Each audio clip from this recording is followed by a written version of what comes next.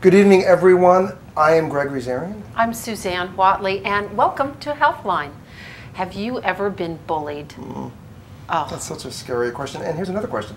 Have you ever bullied someone else? Have you been bullied? Because you have. Yes, in fact, I've been bullied in the workplace. This is not just something that happens in the schoolyard either. And wherever and whenever bullying happens, it really has a bad effect on your self-esteem, of course, and also it can have a bad effect on your physical health. It leaves you emotionally tainted and scarred, and you believe that there's something wrong with you.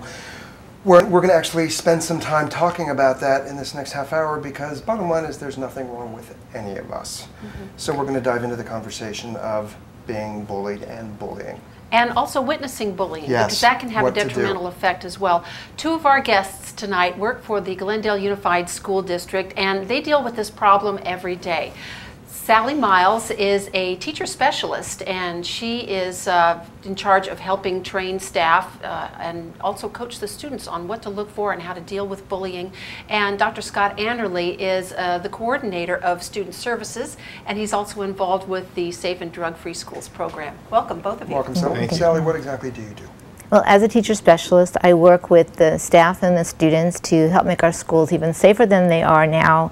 And of course, a lot of that is dealing with bullying, because that is a very big concern. I also work with parents, and I work with private schools as well. I love that you say that you work with parents, because I think a lot of bullying happens at home, or you learn about bullying from your parents. Not that they're bullying anybody, but there's something that happens at home that takes you out into the world to become a bully. Scott, what do you do? I'm the coordinator for student services, and I oversee the safety and the anti-violence programs within the district. I mostly work with the teachers and the administrators and the district officials as far as making sure everybody is knowledgeable about the current laws on bullying, and also to make sure that everybody is getting the appropriate training on bullying required by the state of California. Before we head to our first break, do you feel that the conversation of bullying is open, that people want to talk about it, or they want to brush it under the rug? Sally? I think more it's come to the forefront, and I think sadly what's had it come to the forefront is the number of suicides that have occurred. Sadly, students, especially students who are lesbian, gay, transgender, and bisexual, that has certainly come to the forefront. And I think it's a very sad statement that it had to reach that level before we started to look into it more. But honestly, I think we've heard about bullying since we were young. And the beautiful part about it is that we are finally talking about it. We are. When we return, we are going to have Gregory share his story of being pushed around in the schoolyard. And we're also going to talk about how to identify bullying and when it might cross over into a criminal offense. Stay tuned with us here on HEALTHline.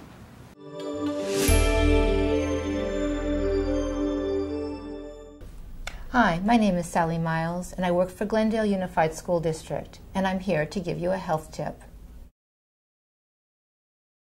If your child reports to you that he or she is being bullied, the best advice I can give you, first of all, is to take it seriously. Find out what they've tried to do and what has worked and what hasn't, and make sure that they know that you're willing to help them and you're there for them in the long haul.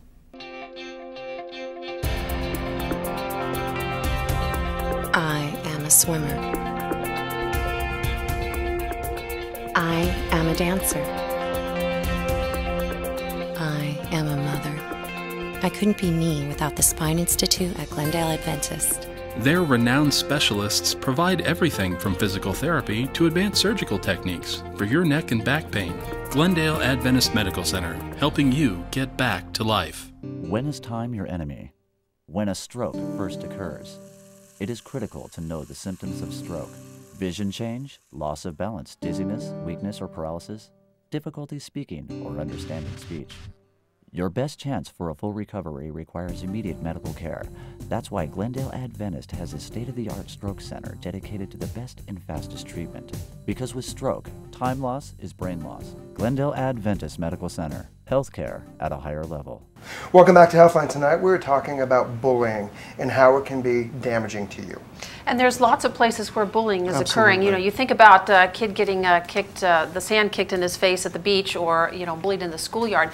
But the matter of fact is that a lot of bullying is taking place on the internet right now. Cyberbullying, a huge problem. Millions of children and young adults have committed suicide because of intimidation through cyberbullying. Over 13 million people have died from suicide due to cyberbullying. And I want to read you a little clip from a great website, stopbullying.gov, and this is directed to kids.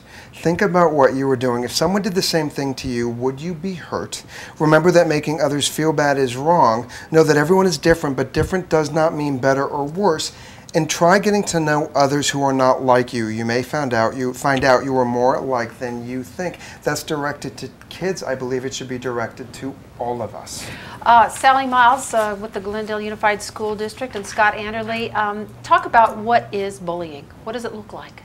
Okay, well, bullying, first of all, the definition of bullying is that it is repeatedly and purposefully hurting someone who has less power than you. And all of those pieces are really important. When we talk about hurting, as you said, it's not just physically hurting someone, it can be emotionally hurting them, and that usually has much farther reaching effects than even a physical wound that will heal. And that means like name calling and stuff right. like that. There really are 5 effects. different types of bullying, and when we talk to students, they can give you examples, one right after the other. The one we're most familiar with is the physical type of bullying, and that is, of course, a type of bullying, you know, and hitting, punching, any kind of physical contact. Tripping, spitting on them, you know, all kinds of things. Kids will give you a whole litany. Verbal, though, is also a very widespread form of bullying, and we talked about, you know, sticks and stones may break my bones, but words will never harm me. Well, we talk to kids about that, and we say, well, how long does it take for a bone to heal? And is it true that words don't really harm us? And then we give them another saying, sticks and stones may break my bones, but words can break your heart. And then we talk about how long does it take to heal a broken heart? And kids will tell you forever. I want you to talk about what happened to you when you were in school. Well, my identical twin brother and I were made fun of all the time, and we were dressed with a bowl haircut and matching shirts, and people just called us really horrible names, to the point of, I still think of those names, and I still subconsciously think that there's something wrong. Now, Scott, then what makes someone a target to be bullied?